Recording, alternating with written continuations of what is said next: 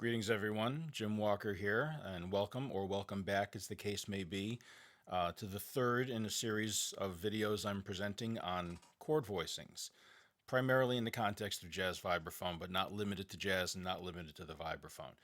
If you have happened upon this video just through a recommendation on YouTube or just by randomly searching, and you're not that familiar with the topic to begin with, I invite you to go back and check out the earlier videos. First video dealt with kind of the nuts and bolts of creating chord voicings. And then the second video took those chord voicings and we revoiced them. We moved the notes around the instrument a little bit. In this video, I want to take those chord voicings and present some options in terms of actually changing some of the notes we're using, not just moving a C from one octave to another, but replacing that C with a different note, and why we can do that, and discussing what we might choose to put in its place.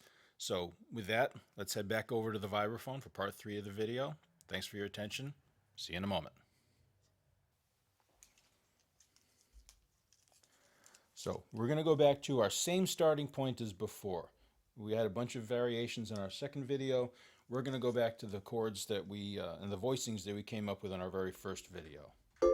D minor 7, G7, C major 7th. And we'll use some of the other variations as well. We'll combine some things by the time we get to the end. But in this video, I want to start replacing some of the notes in the voicings, and I'll talk about why. You can feel free to do that. If you've found this video just by getting a suggestion from YouTube or just by doing a random search, you want to check out the other videos, I invite you to check them out. Links are in the description. But we're going to start with the progression I just played and start to make our voicings a little more colorful by adding some different pitches to the equation. Now, when we started up before, we had basic 4-note voicings for each chord: the root, 3rd, 5th, and 7th. Root, 3rd, 5th, 7th, which we revoiced like that, and root, 3rd, 5th, 7th. We had the root in all of our voicings, 5th in all of our voicings. Those are the 2 notes we're going to take out. Let's go one at a time. We have the 5th, which, in this case specifically, a perfect 5th, which is 1, 2, 3, 4, 5, 6, 7 half steps as you count up chromatically. If you listen to take out the other notes, it's a very clear, very strong interval.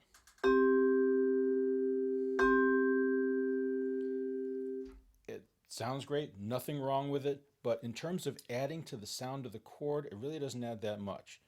You take a step back. If you play the piano, we're talking about 88 keys on a full-size piano, 10 fingers. It is fairly easy to start to play some pretty complex, full-sounding chords with a variety of notes involved. I'm playing a 3-octave vibraphone. I've got 37 bars. I have 4 mallets. So in terms of playing a single chord at a single moment, I have a maximum of 4 pitches and a limited range to choose from. I need to be as efficient and creative as possible if I want to make my voicings sound more colorful. So I'm going to get rid of the notes if I want to do that, and I can keep those in there. As I mentioned before, if I want to play, you're going to use exactly that a lot. There's nothing wrong with it. There is nothing that needs to be replaced or rejected in there. But we're looking for some variety. It's the whole purpose of these videos. If I go back to my C major chord, we have 4 notes to work with. I want to get the most use out of them. That G doesn't add much to the sound of a C chord. If I take that G out, you'll notice a difference. It won't sound exactly the same, but you'll still get the basic sound of a major 7th chord. So here's all 4 notes. Here's without the G. With it, without. You still hear the sound of a C major 7th chord. It's not as full, but it's there. So we can lose the G and not lose the quality. If I take out the B, now I've lost a very distinctive sound. If I take out the E, if I take out the C especially, significant difference in sound. But that G, it's fine to use it, but we can also lose that G and replace it with something else. The other note we're going to lose, now This would be if you're playing in an ensemble. If you have other musicians involved, especially a bass player, keyboard player, if you have someone else playing the root of the chord, you don't need to play the root of the chord. You can, but you don't have to. Again, we're looking to get the most benefit from the 4 mallets we have. So if I played, think about it, if I play, the bass player gives me a C, and I play a C, whether I'm soloing or playing a chord, I haven't added much to define the quality of that chord. There are, I don't know how many chords are that have a C somewhere. It could be C major, could be C minor, could be an A flat major chord that has a C in it. There are dozens and dozens of different chords that have a C. I haven't really defined the chord. If I play a C and an E, well, now we know if it's, let's assume it's a C, it's not a C minor, it's not a C diminished. It could be C major, it could be C dominant, but I've defined it a bit by having that E in there. If I add the G, take out the E, could be C major, could be C minor, could be C suspended fourth. The G doesn't define the sound of the chord that much. The E does, and the B does. E is the 1, 2, 3, third note, 3, 4, 5, 6, 7. The third and the seventh of the chord, important term to remember, guide tones. If you have these two notes plus the root, you get the basic sound of the chord. And if I go D minor, I've taken out the A, just third and seventh of the D minor chord, third and seventh, third, seventh of the G chord, and third and seventh of the C chord, you still get the sound of the 2-5-1. Here's our original. Here's just with the guide tones plus the root.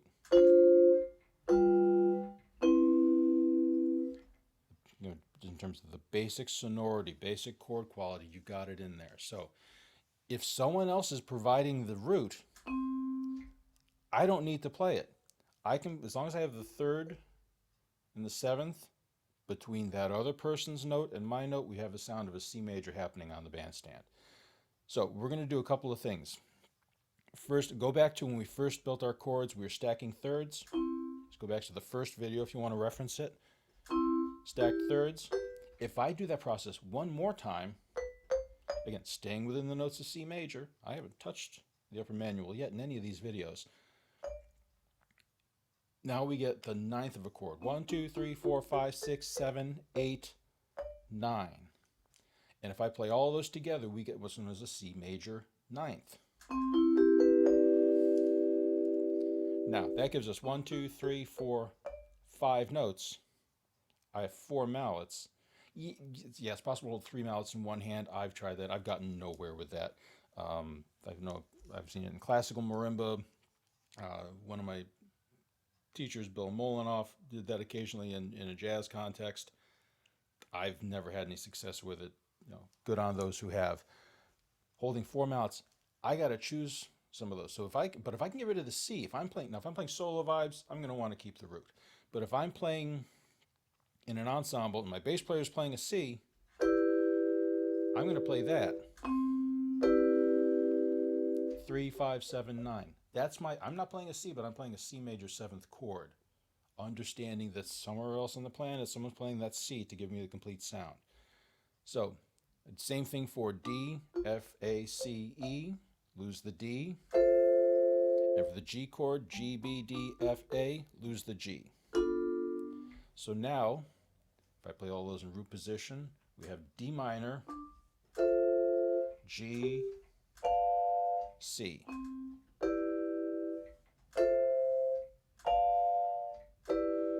And with our smooth voice leading,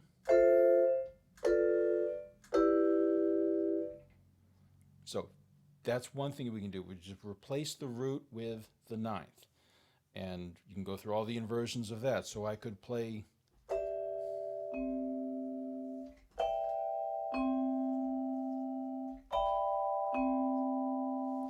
and have those voicings available.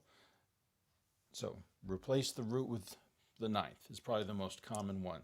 Now let's talk about that fifth. We can replace that fifth with something. And let's go back to our major 7th chord. let's see, what do I want to, like, I'm sorry for the radio silence. I'm trying to think of what I want to add. You can add any note you want. We're going to get to that in a minute. But let's go back to having the C in there. Let's replace it with an A.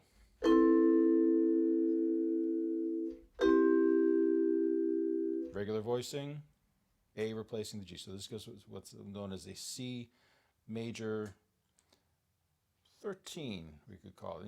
We're getting into different ways of organizing this and labeling it, but even before you get into that, C major 7, add 6. There's 3 or 4 different ways we could call it, but I've replaced the G with an A. It gives me this sound. On the D minor chord, and this is where you got to use your ears, and having a little bit of a theory background will give you a better chance of figuring out what notes are going to sound the way you want. A really common substitution on a minor chord, take out the 5th, is to put the 4th, or 1, 2, 3, 4, 5, 6, 7, 8, 9, 10, 11. G is the 11th. Thought of that way on a D minor chord, so I can go from this to this.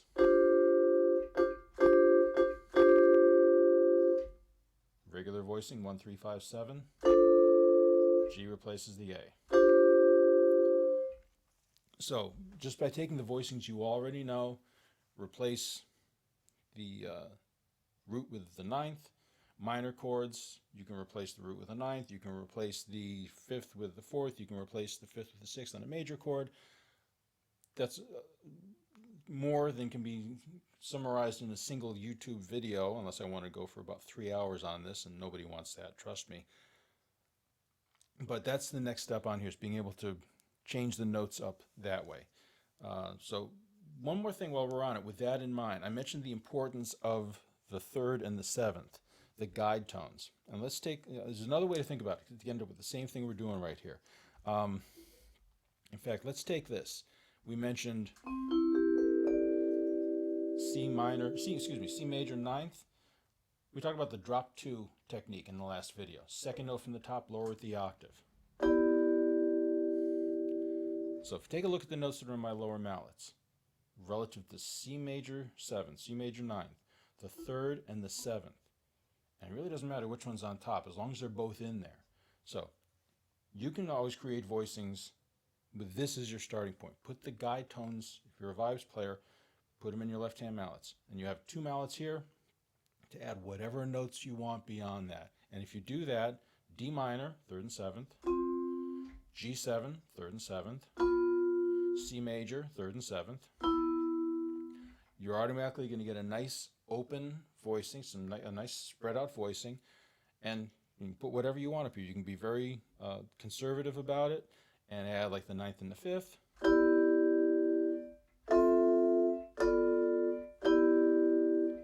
On the D minor chord, I've got the 5th and the 9th, understanding of the D here.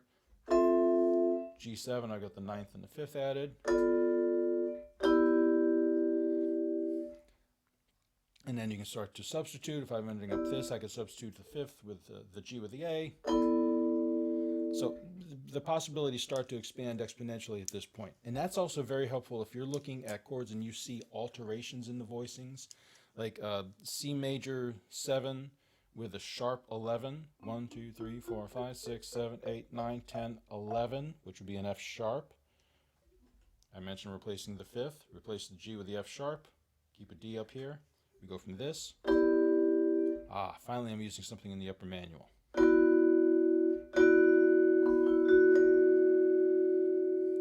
Very distinctive sound. Or if you see a G7 with a, let's say, flat 9 and sharp 5. So we got our G, got our guide tones. Now we're playing with house money. We can put, let's put our flat 9 here. 1, 2, 3, 4, 5, 6, 7, 8, 9, which is an A, lower to an A flat. And then flat 13 or sharp 5. 1, 2, 3, 4, 5. So by having the guide tones here, my alterations up here. Now I've changed decidedly from the chords we started out with, but if you've gone through and you haven't figured out voicings for a G7 flat 9 sharp 5, put the guide tones here, your alterations up here, flat 9 sharp 5, flat 9 sharp 5, flat, sharp 5, flat 9. Usually to keep this above your lowest note, you could play this, have the flat 9 down here, it's possible, but usually you have the guide tones a little bit lower as a starting point. So by those two techniques, taking the notes you have and replacing with other notes, that's the next variation on chords. So let me know if you have any questions. This is where it starts to open up, and I definitely think it's time for you to take these and start experimenting on your own, see what you come up with, and it gets to be to try to cover all the possibilities, and based off of our, in terms of octave displacement, replacing notes, taking out the replacing the root with a ninth.